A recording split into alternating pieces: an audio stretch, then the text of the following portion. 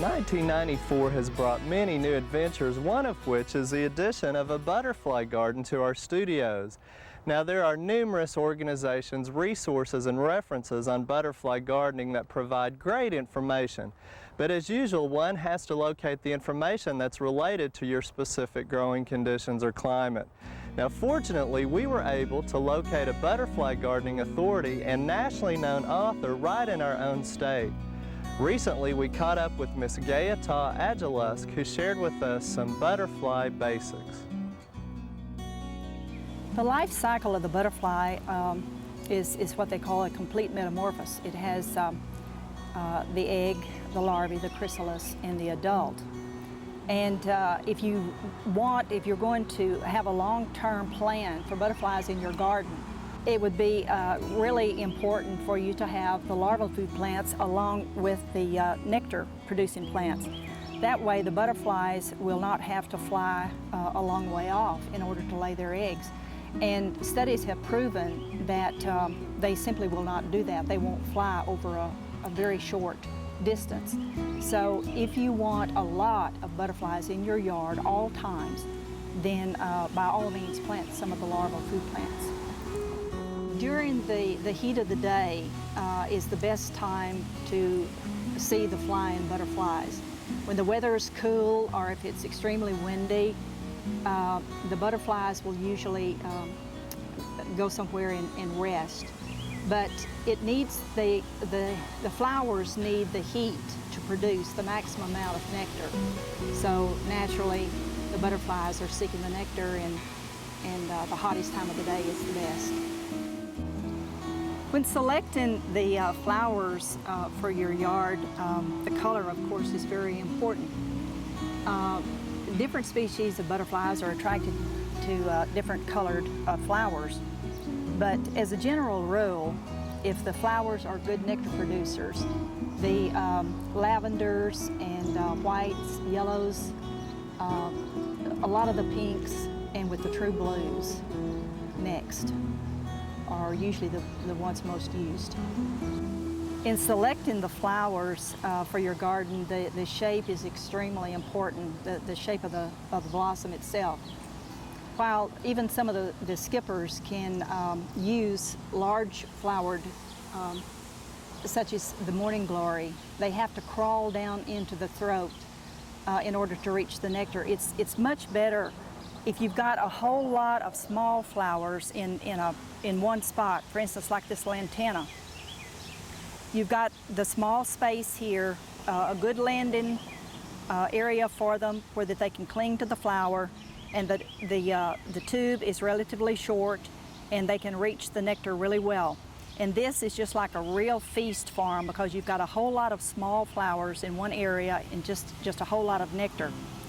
Hummingbird, the flowers that people usually consider hummingbird flowers are not always good butterfly flowers, for the simple reason that only the butterflies with very long proboscis can reach the nectar, and the shorter tubed flowers are generally much better for butterflies. People frequently get confused between butterflies and moths. When they see something flying around the yard, they don't know which one it is.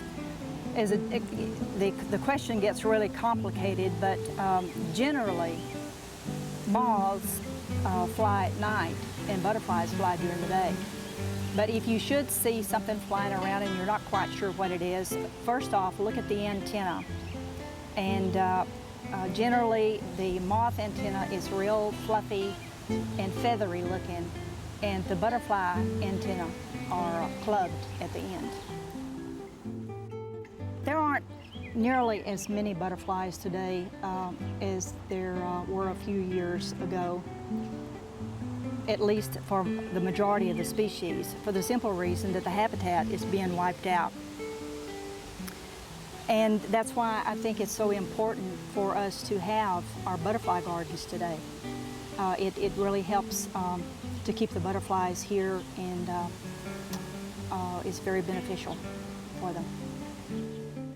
The book that I did on butterfly gardening for the South covers the entire southern states, and In it, I have tried to tell you how to make a butterfly garden from the very beginning. It has all of the ways of planting your garden, planting the garden, and everything there that will attract the butterflies.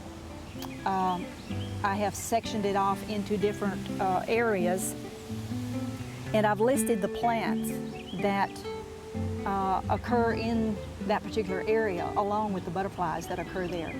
So it's very, very easy to use. A lot of butterfly books get very general, and they'll just give you the genus of a plant and say that, you know, it'll work, and that's not true.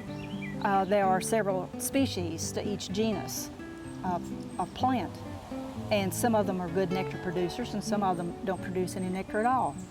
So you need to know, and one of the best things that you can do that I tell about in the book is to go out and to look at the fields, watch the butterflies in the fields, and see which plants that they're using, and that way you can choose the very best plants for your yard.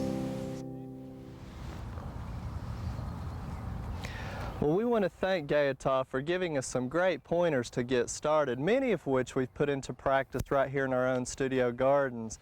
Now, our display butterfly garden was designed and established to show that it can actually be an integral and attractive part of your landscape. Many people think of butterfly gardens as a wild appearance type garden display, and really they can be somewhat formal, as you'll see here. Now remember, the garden should be in full sun, and that's not only for the butterflies' benefit but also for the plants, since most of them prefer full sun. Also, you want to have a little bit of wind protection, and we're accomplishing that by the pine tree and the redbud and the other tall plants in the background that we have. And I'd also encourage you to think about the actual placement of the garden. Maybe avoid high traffic areas like near entrances or sidewalks, because the butterfly garden will also attract bees. Now, remember, as Geyata told us, we need larval plants for the larvae and the eggs, and they're going to feed on them, and the eggs obviously would be attached to them. And you also need the nectar plants, which would be the flowering plants. And let me show you some of the ones that we've incorporated into our garden.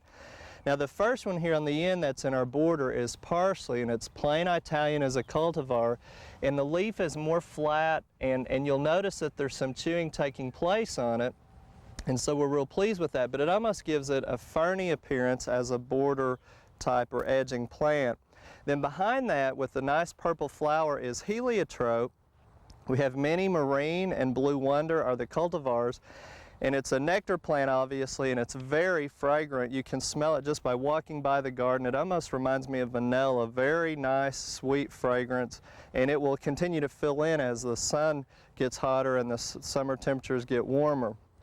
On over here then would be Monarda, and Monarda that we normally think of has bigger foliage and bigger flowers, but this is a new cultivar called Astromontana, and if you look at the flowers, they're very small tubular pink flowers, and I'm not really sure that it's benefiting the butterflies any as a nectar plant. That's one that we probably wouldn't put in again, but we wanted to experiment with it. Of course, the pictures in the catalog looked like they were a lot bigger, and it's not really as showy, and I don't think the butterflies are using it again as a flower goes. And then in front of that is Penta, which is an annual, and I think people are pretty familiar with it. It comes in pink, purple, and white. A nice annual with a star-shaped flower that's just starting to bloom here for us, and the butterflies really go for it in the nectar.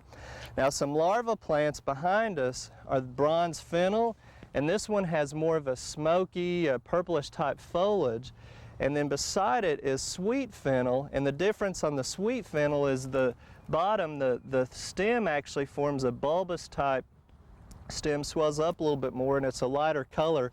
But you'll notice we already have a swallowtail butterfly larva on it going to town. And that's one thing that you have to think about differently in a butterfly garden. Most people, when they see larvae or insects, they get excited because they think of them chewing on their plants. Well, obviously that's what's happening here, and it has to chew and go through the larval stage to make the butterfly. And sometimes we'll get enough on here, it'll defoliate it pretty good, but that's all right. That's our purpose, that's our mindset, and we know that the foliage will come back out.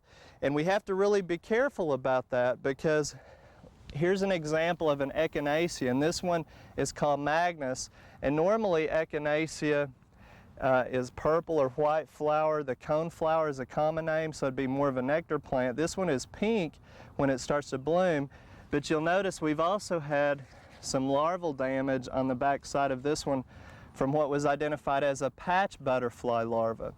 And that's okay here for us again, but that same larva got into our sunflowers, into an Indian runner plant, and to some other of our rough leaf plants in the perennial gardens and annual gardens, and pretty much have defoliated them. And we didn't spray any of them except the sunflowers because they were truly defoliating all the foliage, skeletonizing them. It almost looked like a disease, but they were moving up, and obviously then we wouldn't get any production in the sunflower seed head, and so that was affecting our production, and then we went ahead and had to spray.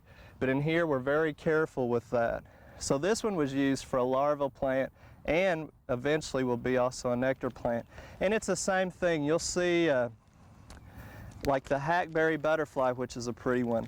It's very scary when you see the larval stage of it, and a lot of them have dropped off in my bag, but you'll see the larval defoliating them, and it almost looks like it could defoliate the entire hackberry tree, but again, it makes beautiful butterflies and the foliage will come out, and usually it doesn't defoliate the entire one. And of course, your cole crops even are a good example. If it's for production or if it's just for the butterfly garden, it helps you decide how you need to manage your problem, or which could also be your benefit in this case. Here's an aster called Alert. It's not blooming, but it will be a fall blooming plant. Asters bloom in the fall, and that'll give us some more flowers for the butterflies later on in the season even. Behind that is Sonata White Cosmos.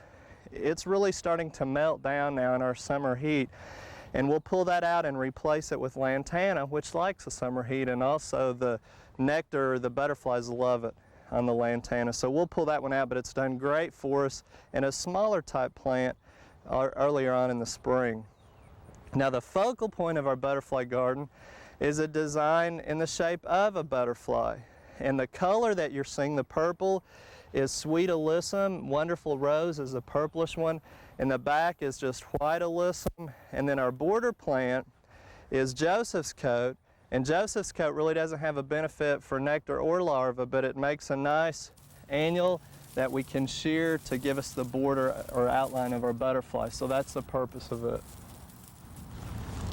Now on the other side of our design are a few more plants. This first one is a butterfly weed, which most people remember or know it with a yellowish orange flower. And this particular cultivar, Incarnata, has a pinkish flower, and you can see the butterflies are really going to town on it with some other insects. So it fits in nicely with our color scheme. Behind that is the Monarda Grandview Scarlet, or bee balm, and that has more of the traditional foliage appearance that we're used to.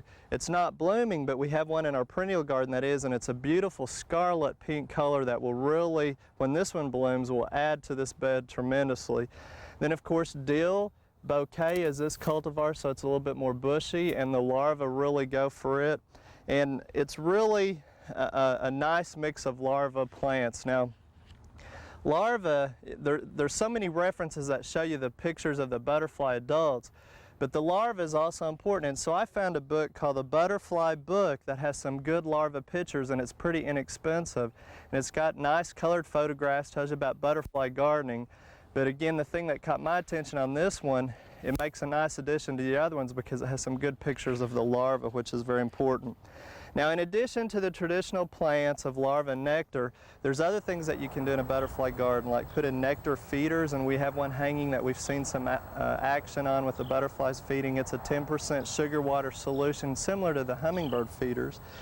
On a recent tour, you saw a butterfly puddler with sand and a container and a dripper where the butterfly adults could get the salt from the minerals of the water. Also, we have a butterfly hibernation box, which will play a bigger role later on in the winter time, hopefully to help some of them overwinter.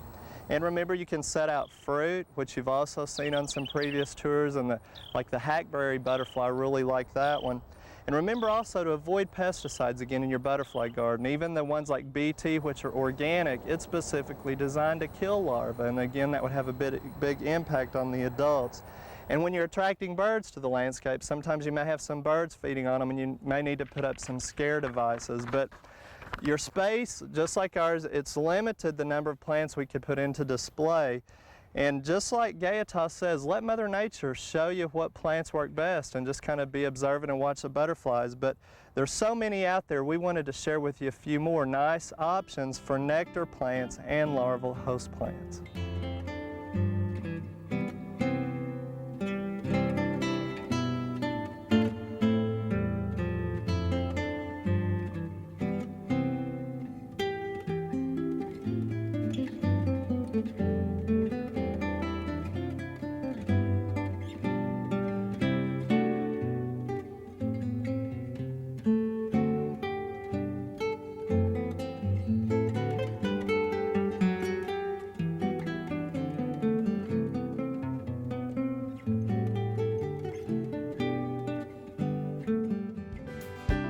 We hope you've enjoyed this classic from the Oklahoma Gardening Vault. Remember, even though these tips and techniques are timeless, there's always something new to learn in the world of gardening. By subscribing to both Oklahoma Gardening and OK Gardening Classics, you'll have access to a wealth of gardening knowledge, both classic and contemporary.